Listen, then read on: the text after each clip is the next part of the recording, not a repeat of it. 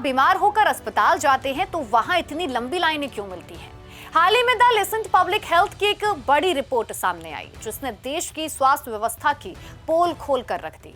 इस रिपोर्ट के मुताबिक हमारे देश में डॉक्टर और अस्पताल का स्टाफ जरूरत से बहुत कम है। रिपोर्ट बताती है कि भारत में 10,000 लोगों की आबादी पर केवल 10.5 डॉक्टर और लगभग 10.8 नर्स ही काम कर रही हैं। सबसे बड़ी दिक्कत यही है कि ये गिनती सिर्फ शहरों के बड़े अस्पतालों की है। गांव और छोटे कस्बों में तो हालत इससे भी ज्यादा खराब है।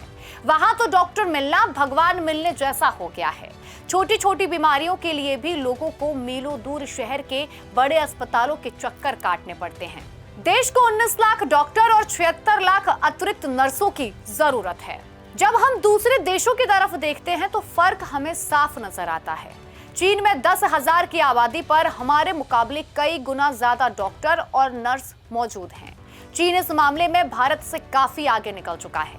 वहीं अमेरिका और यूरोप जैसे देशों की बात करें तो वहां हर मरीज को वक्त पर और आसानी से डॉक्टर मिल जाते हैं। हमारे देश में आबादी बहुत ज्यादा है लेकिन उस हिसाब से इलाज करने वाले हाथ बहुत कम हैं। भारत की स्वास्थ्य व्यवस्था में महिलाओं की भूमिका बेहद महत्वपूर्ण है। कुल स्वास्थ्य कर्मियों में 62% महिलाएं हैं। डॉक्टरों में महिलाओं की हिस्सेदारी 35.3% है। नर्सिंग स्टाफ में ये जो आंकड़ा है वो 90% है। डेंटल ट्रीटमेंट में महिलाओं की हिस्सेदारी 31% है, जबकि फार्मासिस्टों में ये जो आंकड़ा है वो 5.2% है। सरकार का दावा है कि डॉक्टरों की कमी दूर करने के लिए मेडिकल कॉलेज और सीटों की संख्या को बढ़ाया जा रहा है। अगर ताजा आंकड़ों की बात करें तो देश में कुल 800 से ज्यादा मेडिकल कॉलेज हो चुके हैं।